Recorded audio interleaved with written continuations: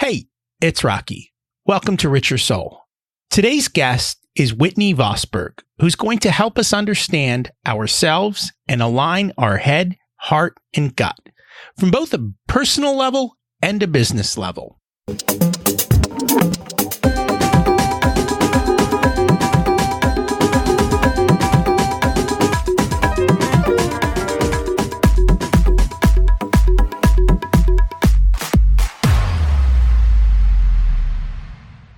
Imagine it's 12 months from now, and you've achieved your major life goals. How does it feel to be in the best shape of your life? To wake up energized, excited about the day?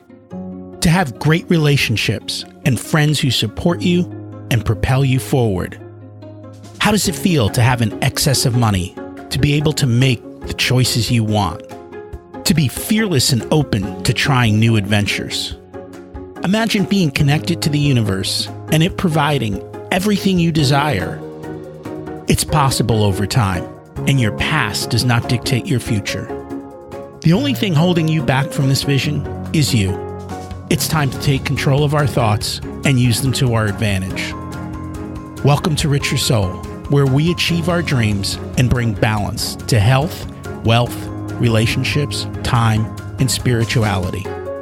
If you have not had a chance to listen to episodes 1 through 9, I encourage you to go back and listen to the framework behind Richer Soul and how to create the life of your dreams. You can also find all the show notes for this episode at richersoul.com. While you're there, you can sign up for a monthly email where I share the best articles I read this month, let you know about upcoming episodes, and share a little wisdom. You can also listen to coaching calls under the Coaching Calls tab. I also share the most interesting articles I read every week on Facebook at facebook.com/Richer Soul. And there's also a Facebook group where you can ask questions and interact with other listeners. I'm excited about today's conversation. At the core is overcoming ourselves and defining who we are. When it comes to ourselves, comparing ourselves to others is not the answer, but rather to ourselves and our potential. And one of the things I find is that for most people, our potential is usually far larger and far greater than we can imagine. And so dream big. As we think about dreaming big, we need to be in the present, the here and now. Because if we don't take action today, then the future is going to be no different than today or yesterday. Time is the fuel that allows small steps to become giant steps. But that only happens when we take the first step and we start to decide and take action. How do we sometimes take that first step to take that leap? Sometimes we need help. Smart people have mentors, networks, coaches, and masterminds. What do you have, and who's on your team to help you take the next step? What are you missing out on because you're not taking that next step? When we focus on how we can align our business and our bigger purpose, amazing things happen. Today, we've got a guest who's going to talk about Work the Future. It's Whitney Vosberg, and he's co-founder of Work the Future Today, a social venture that offers vision, leadership, and solutions for maximizing personal, organizational, and societal potential, and co-founder of Brand New Purpose, a brand new transformation consultancy that creates purpose-built, value-driven opportunities. He graduated with an MA in Religious Leadership for Social Change from Graduate Theological Union and with a BFA from Parsons School of Design in New York City. His expertise is on the future of work has been featured in 4 books, including a bestseller by Daniel Pink. When Whitney's not focusing on business consulting and writing, he can be found making art, and his work has been featured in exhibitions throughout the world. Let's meet our guest and learn more about his story. Welcome to Richer Soul, Whitney Vosberg. It's great to have you join us today. Thank you. Pleasure to be here. And I'm excited about today's topic. As always, we start at the beginning. What was it like when you were growing up, and how much did your family and school teach you about money? Well, I had 2 distinct schools of thought and action in terms of money. My father was basically a gambler. He loved losing money any which way he could to affirm his self-view. My mother taught me that we always have a choice. When we have, let's say, $5, we can buy something and it will come and go. We can invest in an experience which will stay with us for all our lives, or we can save it to invest or buy something later on.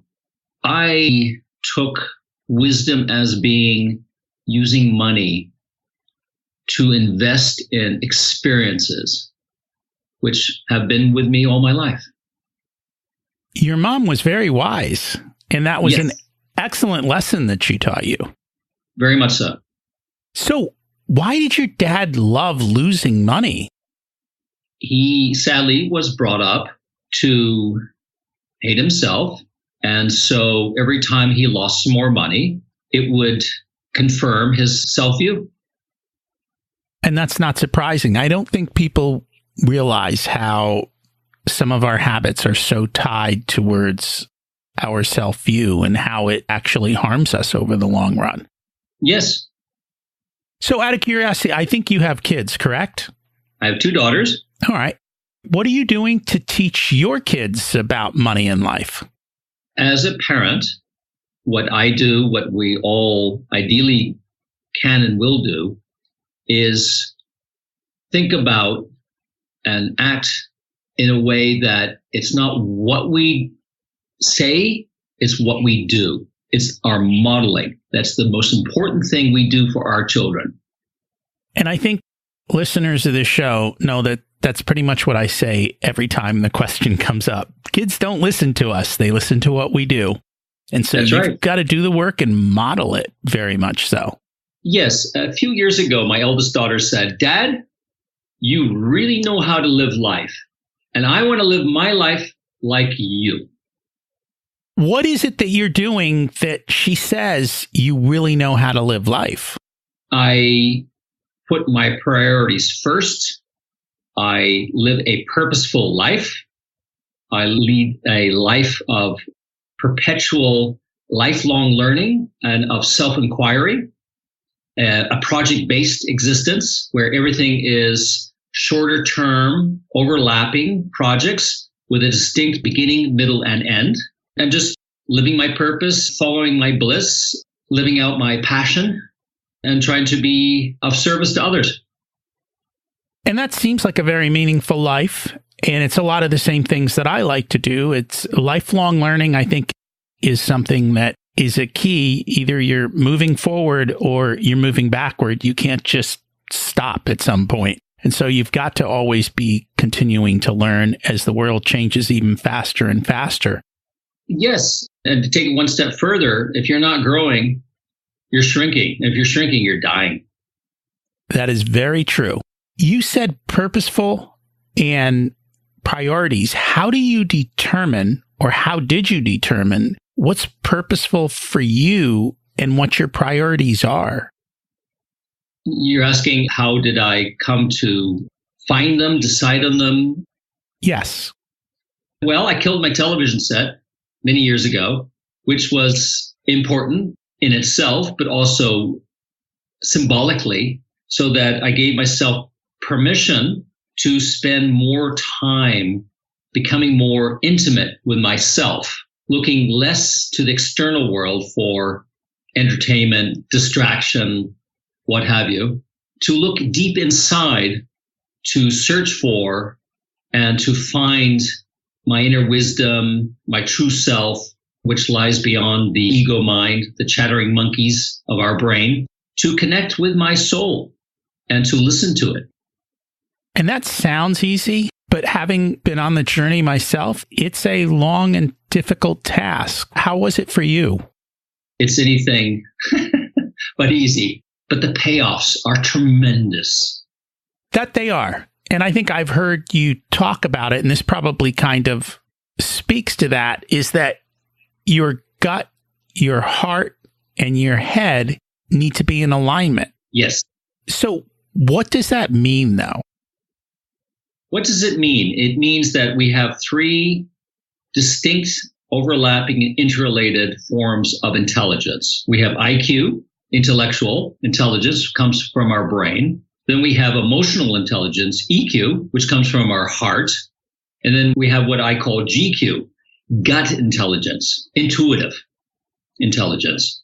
So when we have reached out and embraced each one of our centers of intelligence and then work towards aligning them, then we truly start to come into our true power as a human being. How do we know when they're in alignment? What you say, what you think, and what you do are all the same. Just out of curiosity, you've probably met a lot of people. What % of people would you say are in alignment according to that system? 1% of 1% of 1%. You have worse numbers than I do.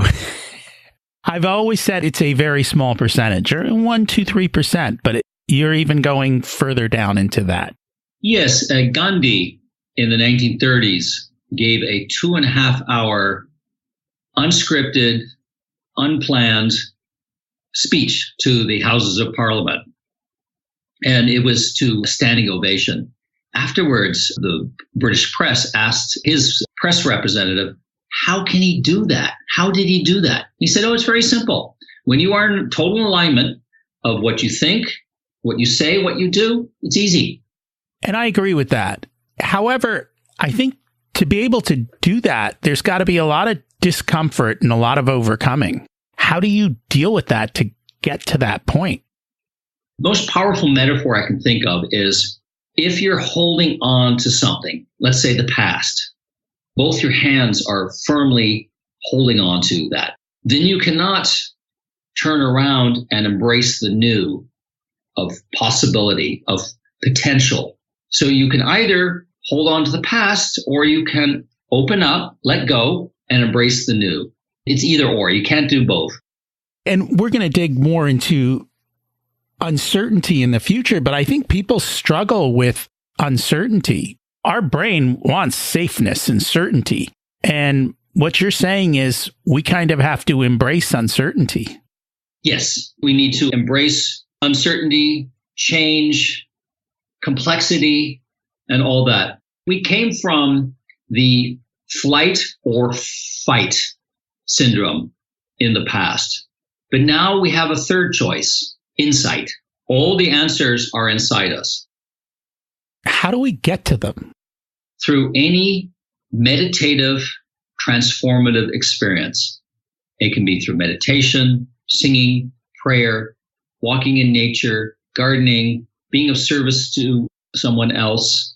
It's stopping, slowing down, listening to the subtle, quiet yearnings of our soul, which if we listen, we can hear it.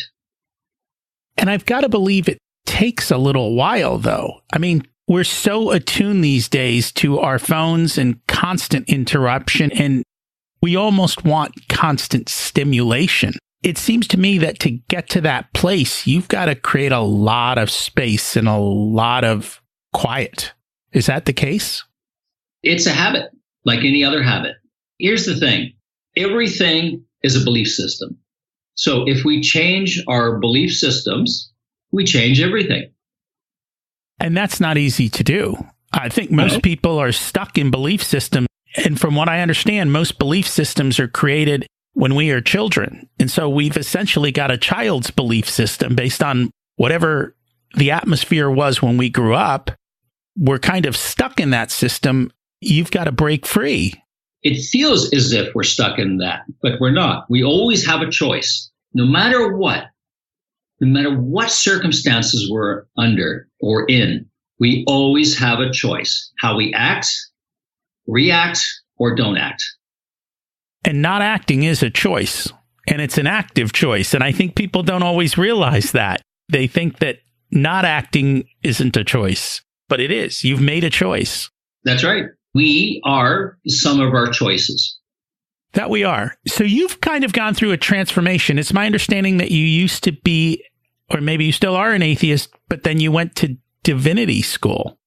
Yes. The most important skill in the 21st century is the ability to constantly and continuously reinvent oneself. And that's true because things are changing faster and faster. So what was it that you learned or what occurred during that reinvention?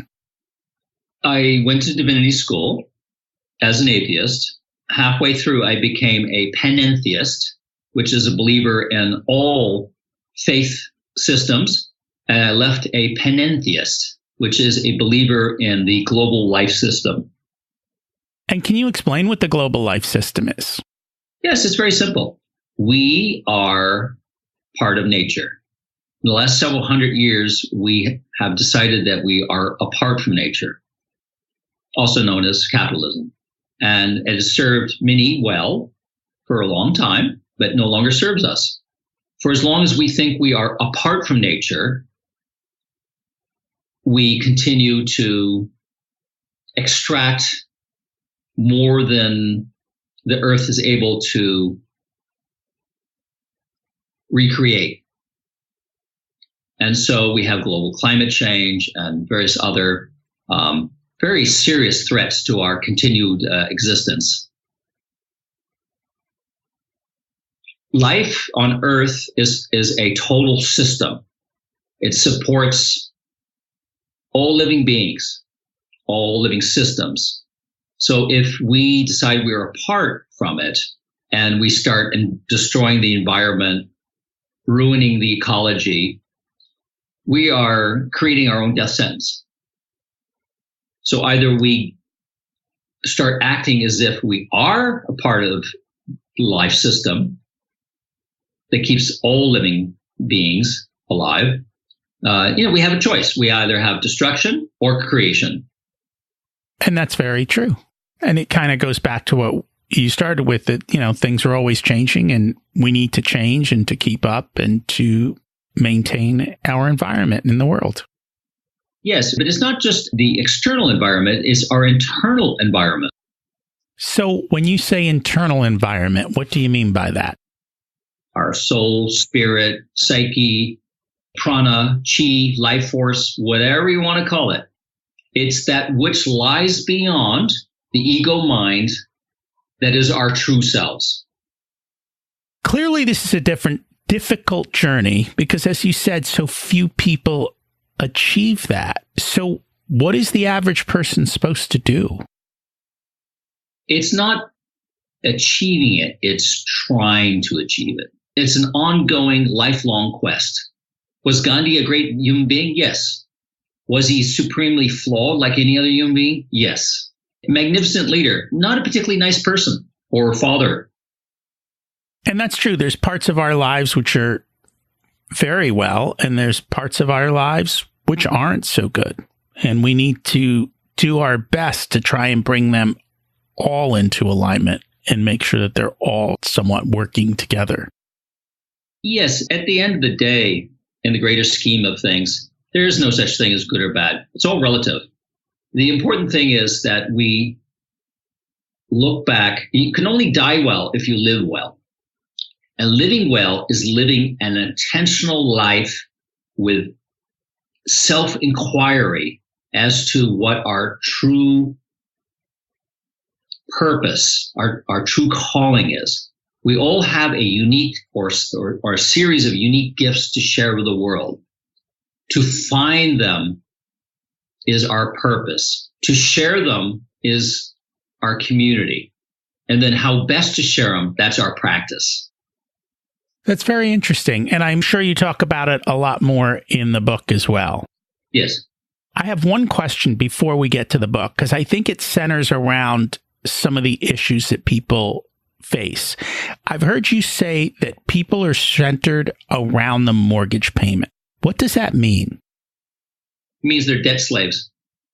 And so they're stuck because they have this house and this mortgage. They have no choices in life. They feel as if they have no choices in life. There's a very huge difference between perception and reality. See, there's the world as it actually is, and then there's the world as we see it. There's a world of difference, though. Stuff is not the stuff of life. Stuff, the more stuff you have, the more it owns us, not vice versa.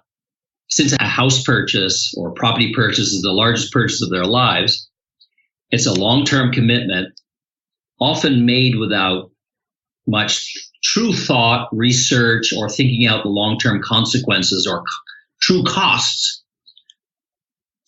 People, couples, lives often for 15, 20, 30 years become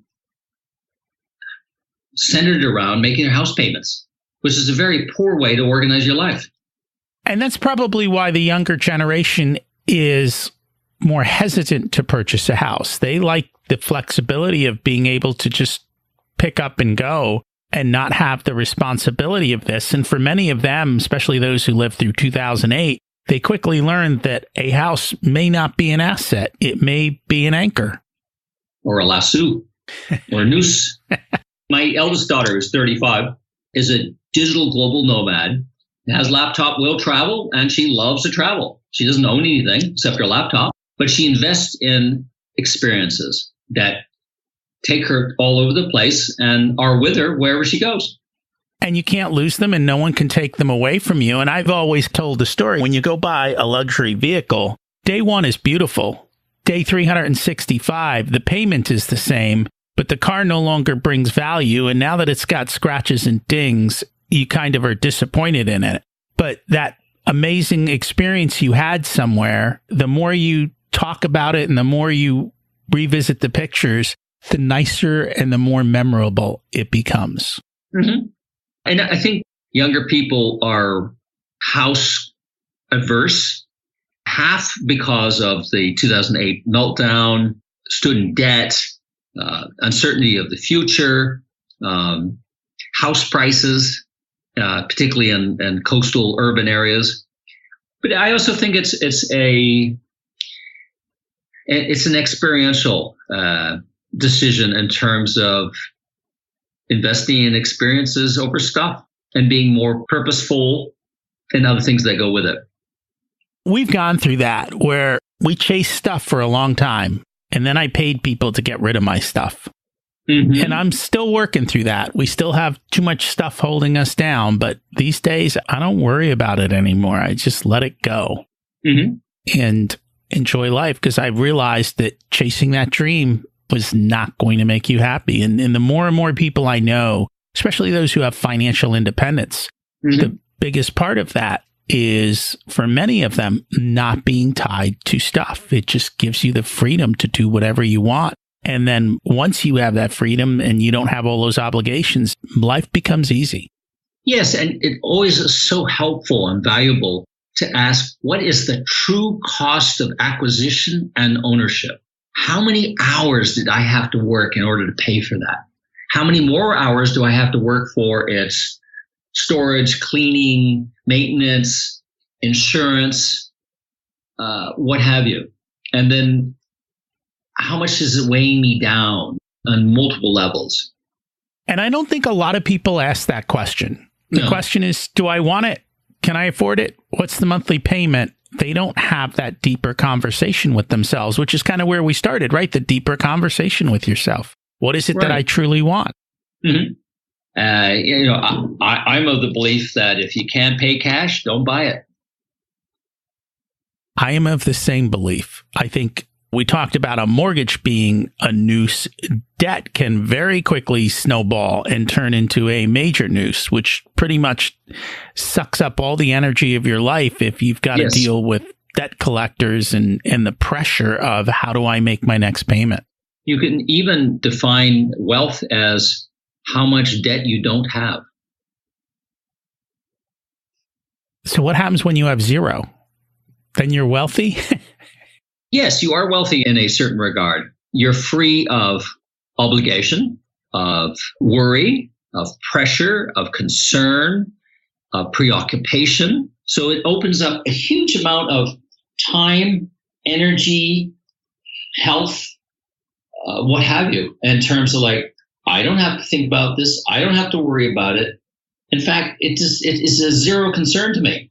So I have that much more time and energy and concentration that I can invest in things that are much better and have a much higher, greater return on investment. Unfortunately, there's no commercials that tell people this. As a person who used to work in advertising and marketing, I know only too well that Madison Avenue, so to speak, is there to create a desired demand for things that many people don't really need or even want. And that is very true. And they spend a lot of money doing that, and they spend a lot of money studying how to best do that and how to work at the emotional level. Yes. I'm assuming that's why you left. I was always on the periphery, looking from the outside in. I've always been a consultant or an independent. So, I learned a little bit here, a little bit there. Always never wanted to have a long-term job in advertising, what have you. I certainly learned a lot and learned how it worked so that I can apply the opposite to my life. And I hope to model it and share that with others. So let's talk about that. You have a new book out. It's called Work the Future Today, Finding Your Path to Purpose, Passion, and Profit. Yes. Why did you write the book? Because we got to the point in matters that are so epic and so timely that we need all the actionable wisdom we can get our hands on so that we can take responsibility as adults for ourselves to become our own leader, to become the leader we wish we always had but never will. We are at a crossroads in human life on this planet. We have a choice, destruction or creation, to embrace fear or love, to follow false leaders or to become our own leader. So what does it mean to become your own leader? It's an inside job. You have to look inside to find the answers that are there, always have been and always will be. Once the time you hit 35, thereabouts, you are a full grown up adult. And to be an adult, a true adult, is to take and embrace total responsibility for everything you think, feel, do, don't think, don't feel, and don't do. So that you find and follow your own lead based on your personal purpose, your passion, your gifts that you are here to share with others, particularly those who will benefit from them the most. And then to figure out what your practice is, how best to share those gifts with those who would benefit from it most.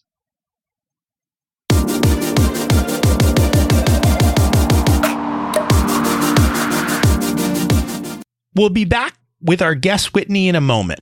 Everyone needs help to dive deep within ourselves. Creating the space, the time, and having someone help you through the internal conversations can move you forward much faster than doing the work alone, especially when we get stuck. Are you ready to take the next step on your journey? Then find the person you trust to help you move faster. Maybe it's me, maybe it's someone else. Whoever it is, take action and get to moving, because life is short and you can enjoy it so much more when you learn to overcome yourself. If you want to talk to me, it's best to email me at rocky@richersoul.com, and we'll start with a short chat to see if we're a good fit. Now, let's get back to the amazing conversation with Whitney and how to do the inner work.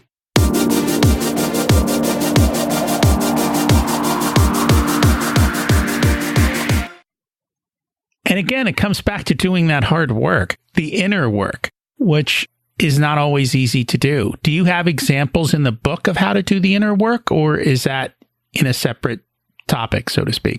We have covered specific things that you can do to start your journey and keep you on the journey. And in our second book, Work the Future Today, 2019 Pocket Pal, A Faster Path to Purpose, Passion, and Profit, we have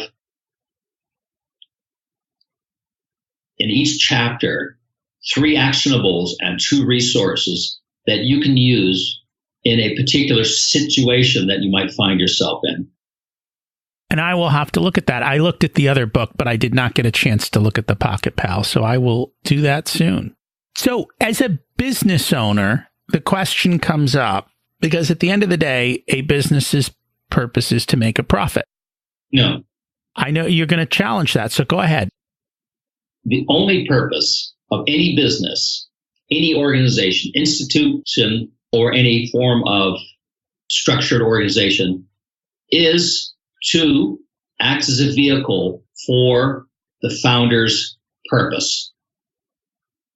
And yet, in many instances, especially in today's digital world, a lot of people's purpose is nothing more than making money.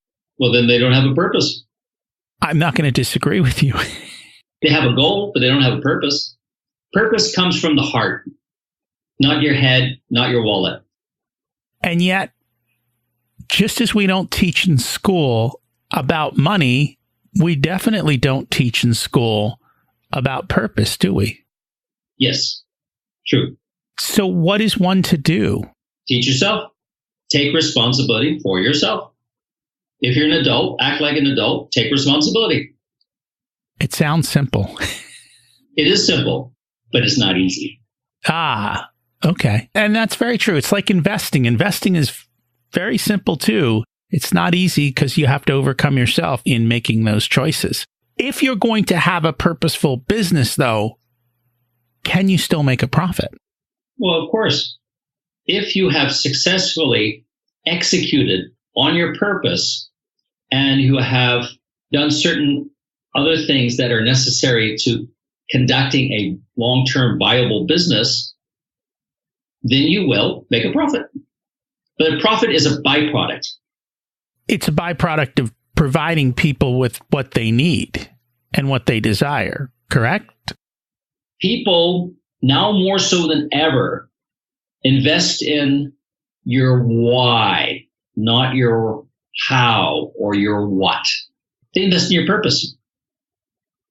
And that's true. Many of the newer companies that have come out are very clear on their purpose-oriented way of doing business. And that creates a story that people want to be part of. Yeah. It's like saying, I want to be famous. Anyone who says that will never be famous. You have to say, I want to be famous for this reason. It's the same thing with purpose. I'll give you an example. I was consulting chief marketing officer for Hewlett-Packard Enterprise. Not so long ago, Hewlett-Packard was one of the biggest companies in the world, extremely purposeful as well as profitable. The 2 founders had a distinct purpose. Once they retired and died, the company lost its way, its North Star, because it no longer knew or followed its path to purpose. But the founders' purpose live on in their foundations, which invest hundreds of millions of dollars every year in good works all over the world. So the purpose lives on, and as a consequence, HP and HP Enterprise have both lost tremendous market share and profitability. That they have. We've had 2 guests on who worked for HP in the past. One of them, I think, was fired inside of 6 months after making them millions of dollars because he upset the apple cart a little too much.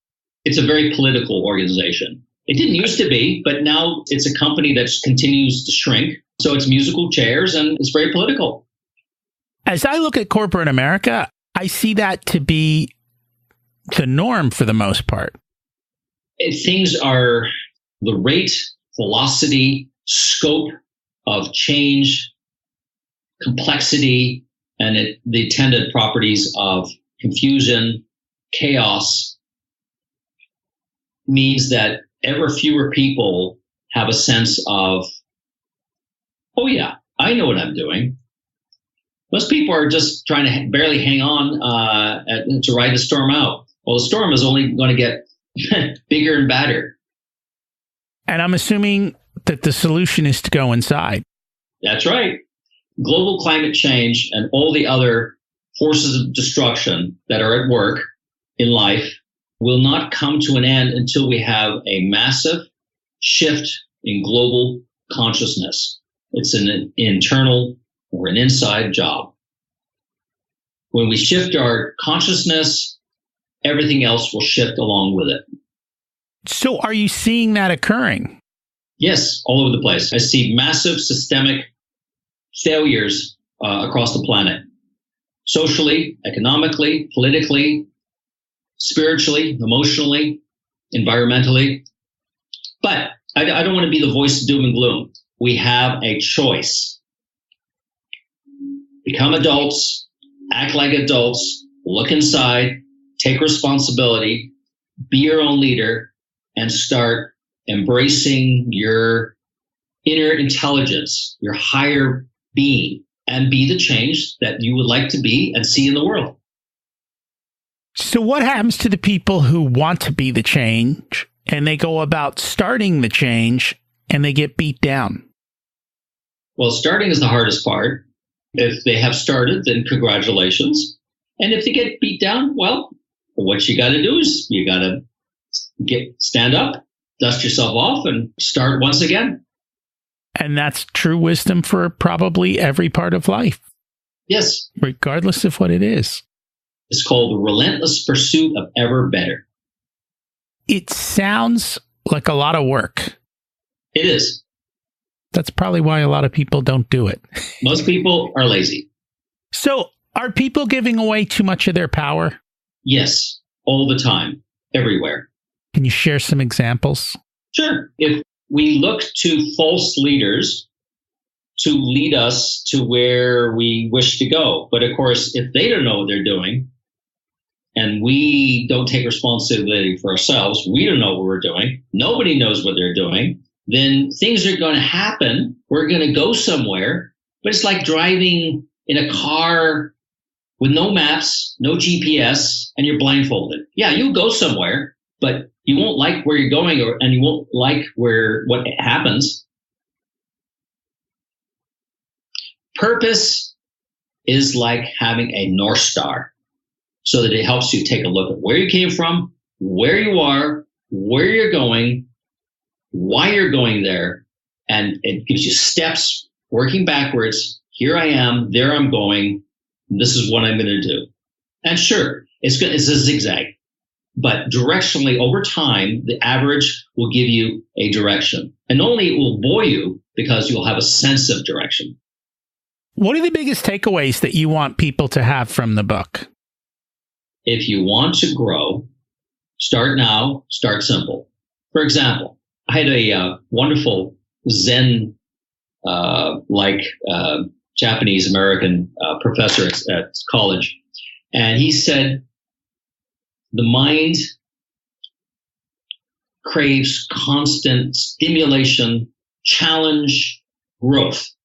So you've got to feed it. So always try something new or old things in new ways to keep your mind growing, to keep it happy, content, and stimulated. For example, if you're right-handed, brush your teeth with your left hand. It doesn't have to be complicated. Continuously make life a game. Have fun. Lifelong learning. It's not about hard work. It's about joy and pleasure and experimentation, creativity. Have fun. WTF? Where's the fun? And I think that's a question a lot of people probably ask.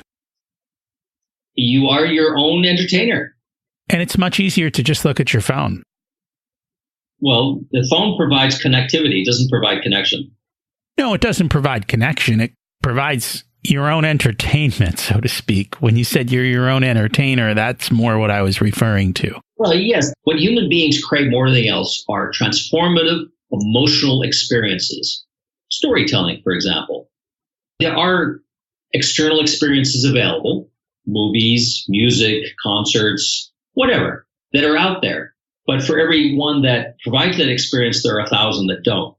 So it's fine to seek external enlightenment, entertainment, education, what have you. But at the end, it always starts with self. That's your home base. So instead of investing in a mortgage, invest in yourself, your life. Because you can only die well if you live well. And to live well is to live with as few regrets as possible. You don't want to be on your deathbed saying, I should have, would have, could have, or I should have spent more time in the office. Nobody says that. Even the worst workaholics. And that is true. We had a hospice physician on a few episodes ago, and he basically said, as you live is how you die. So if you live life to its fullest and you're loving and enjoyable, then that's the way you kind of face death as well. And if you haven't had a great life, then you're probably not going to have a great death. Yes. So you're very in tune with the startup culture of Silicon Valley, correct? I am. What are you seeing coming out of Silicon Valley these days? Self-entitlement. And how do you change that? You invite people to grow up. And that's not easy to do. As you've seen recently, there's been quite a few issues that have come out of Silicon Valley over the last year or two. Well, yes, because it's the same old crap.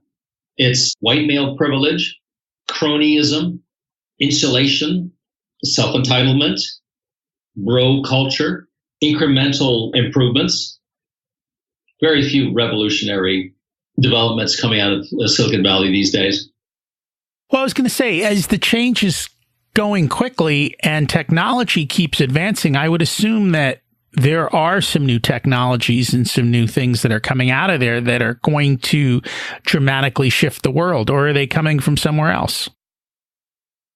There are many technologies that are coming out of Silicon Valley and other innovation centers that are rapidly influencing, impacting life and work as we experience it. By far, the greatest revolution to come is in the global shift in consciousness. You know, we have hardware and software, but the ultimate is what's known as wetware. That's known as your brain. So we are going to, we're rapidly developing into a dual economy. We have the old story of profit first, with its focus on shareholders, owned and controlled by ever fewer people, driven by artificial intelligence, big data, automation, what have you. And then we're going to have a parallel economy of the 90%, which is going to be the new story of purpose first. It's going to be focus on stakeholders, and it's going to be heart-centered versus head-centered. So we're going IQ on one side and EQ on the other. It sounds like an amazing change. How quickly do you think it'll happen? It's happening right now. Would you like to share some examples of what you see with that? Sure. Let's say autonomous driving. We'll put 300,000 truckers out of work. There will be millions of mid-level white-collar workers whose work can be done better, quicker by algorithms. Let's say people in insurance, banking, law, medicine, millions. They're going to be algoed. That means replaced by algorithms. And so what are they to do? Look inside, grow up, take responsibility, find their purpose, live their purpose. Find their unique gift, figure out with whom best to share it with and how best to share it. So we are moving towards a second economy based on hidden money, barter, and other form cryptocurrencies, all kinds of alternative payment systems. Kind of going back to the way it used to be. Yes. Back to the future. Back to the future. So one of the things that I've heard you say, and maybe you can expound on this, is gratitude unlocks the fullness of life. It can turn a meal into a forest, a house into a home, and a stranger into a friend. Yeah, it's all about attitude, point of view. If we are grateful for everything that we have and don't have, then we open ourselves to the reality of life, which is that we're all one, we're all interconnected. One for all for one. And so I've also heard you say, and maybe that's why, is your net worth equal to your network? Yes, of course. It's all about, we have the 1%, and the 1% is 1%, who own ever more, but they're going to decay, get diseases, and die no matter what.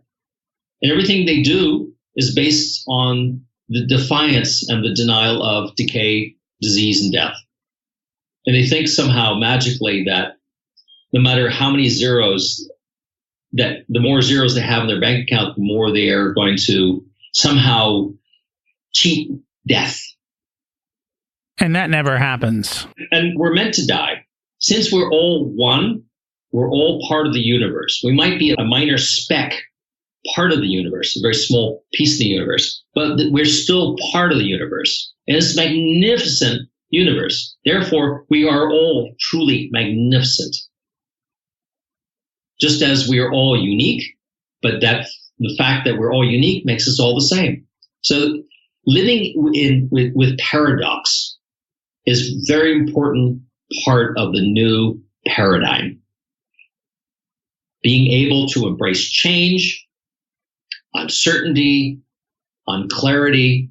Because the thing is, the more clear you are internally, the more clear you can become about everything around us. Because everything is interconnected. Things are not that complicated. We only make it complicated.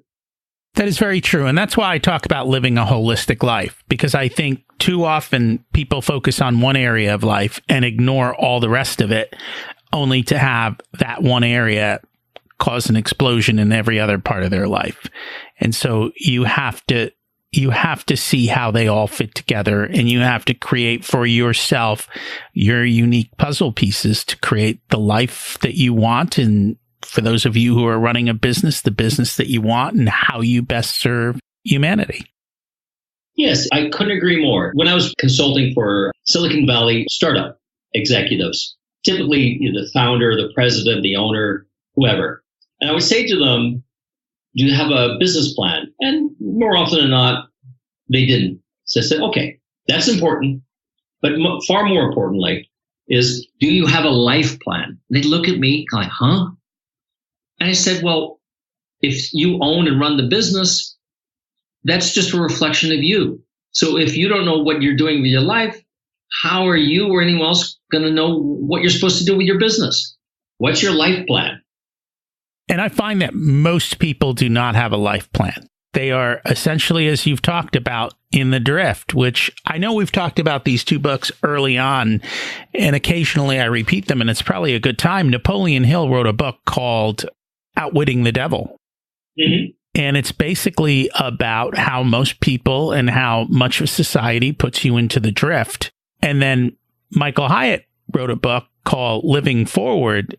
And I think the subtitle was essentially How to Get Out of the Drift, which is how to write your life plan so that you are crystal clear on what you want and you know where you're going. And once you know where you're going, it's very easy to take steps in the direction that you want to be.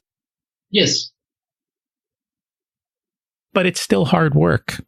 Yes, it is. And there's no way around it. It is hard work. But hard work can bring great joy to one's life and that of others. And that's very true, because I know a lot of people who are wealthy, and the ones who seem to enjoy it most are the ones who do purposeful work. Exactly. And who enjoy what they do and are essentially, most of their work is giving back. And they're not doing it for the money, they're doing it for the joy of giving. Yes. But they do make money, and a lot of it because of that. That's fine. There always will be haves and have-nots. There will always be people who have more money or more influence or more better looks or, whatever. The world is what it is. We're all born equal and unequal. We all have the opportunity to explore our potential. We are all born with different talents and what have you. But hard work is It's the attitude that's so much more important than the aptitude. Talent would take you so far. Grit, determination, patience, persistence, resilience will take you so much further. That is very true. Those are the attributes that get you through. Talent only takes you so far. That's right. Is there anything else that you wanted to share from the book but didn't get a chance to? Yes. We talked about going from IQ to EQ to GQ, intellectual to emotional to intuitive intelligences.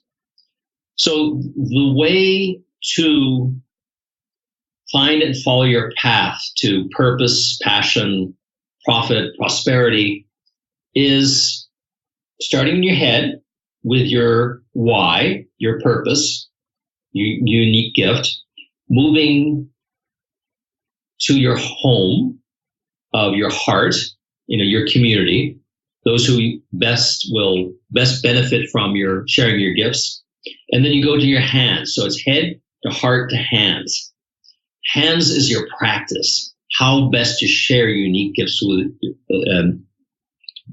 people in life, particularly those key stakeholders who are going to benefit most from your life. So it's head to heart to hands. Why, who, how. If you figure those out, you'll be a lot further tomorrow than you will be today. And it sounds so simple, but it's not easy. It takes work and it takes a lot of thought to be able to do that. It's about saying, if I'm not worthy of my highest attention, intention, interest, love, and all that goes with it, then who or what is? All the good stuff starts with self. You can't love other people unless you love yourself. You can't care for other people unless you care for yourself. And that is very, very true. I think they say that when you're getting on the airplane, you can't put on the other person's oxygen mask until you put on your own. And that's right. Basically what self-care is. Yep. So we always like to ask, what is one action step people can take this week to move forward? Start taking your dreams, your soul, your spirit, seriously. Go on a date with it. Give it some time, some quiet time, so that you can start exploring. Journaling. Go for a walk in the woods. Be of service to someone. Make a collage. Take photos. Pin them on a board. Start. The more you do to bring life to your internal state, the more you externalize it, the more it's going to become real and realizable. That is great advice. And I would add one other thing. If you truly want to do something new, do it, say it, think it. Do the opposite of what we normally do. It's very powerful stuff. And it seems so simple, and yet it is so hard for people to tell the world what they want and where they're going and what they're doing. Right. But if you do it first, then you can tell them you've already done it. And then you can think about it. And then our internal sensors go, oh, well, wait a moment. You're not supposed, it's already happened. Oh, well, never mind. There is that. Do it, say it, think it in that order. Reversing the usual flow. It's radical stuff. And it works. I am sure it does.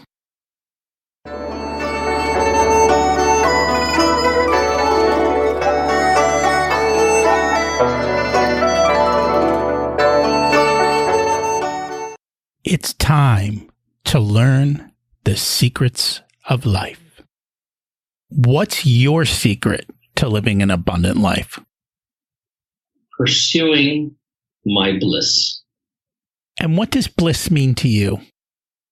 It's a state of joyous gratitude, connectedness, and appreciation for the magnificent gift of life and all the beautiful, wondrous things that come with it, and a total awe of life and of the universe. And that seems to be a wonderful place to be. It is. What did you learn later in life that you wish you would have learned sooner? Trust my gut instinct 101%. And what's one piece of advice you would give to your younger self? Listen to your gut instinct. It never goes wrong.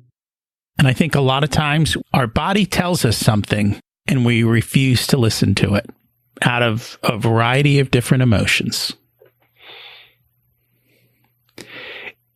If people would like to find you and connect and learn more about the book, what is the best place for them to do that? We have a website, www.workthefuture.today. And our books are available on Amazon. Well, I thank you very much for being here. It's been an honor to speak with you, Whitney, and I'm sure a lot of people now have a lot to think about and to ponder on for the next few hours. I think so. And thank you so much for having me on your program and for asking such great questions. It's been an honor. Thank you. I really enjoyed that conversation today. Everything we need is already inside ourselves. We need to listen to our heart and figure out how to get it in line with our mind and our gut. And we need to create that plan for our life. As Whitney said, you're either growing or dying. The choice is yours. The future's going to bring some really exciting changes. Are you preparing for change? Because the rate of change is ever increasing. This week's action step: start taking your dreams seriously. Let's face it, who wants to live a life of regrets? We have the power to choose our future, and we must take the time to think through what we want from life. Most people don't take the time to ask the deeper questions and examine what they want. We need the time and space to think through the answers. Sometimes we need help. Having mentors, masterminds, and coaches helps us to move forward and keep us on track. What's preventing you from moving forward, and who are you putting on your team to build the life you deserve? Taking no action creates a far worse outcome in life than trying something and failing. Can I help you achieve your goals through coaching and accountability? Just email me, rocky@richersoul.com, and we can start with a short chat to see if we're a good fit for coaching. For many people, one session allows them to take a giant leap forward towards their dreams. If you're still listening, you must have liked the episode, so please share it with a few friends, and if you get a chance, leave a review. I'd appreciate that. You can also connect with me on Facebook. There's both a Facebook page and a Facebook group for Richer Soul. I love to hear how you're doing and how the information I've shared has helped you. Thanks for listening. Have an abundant week.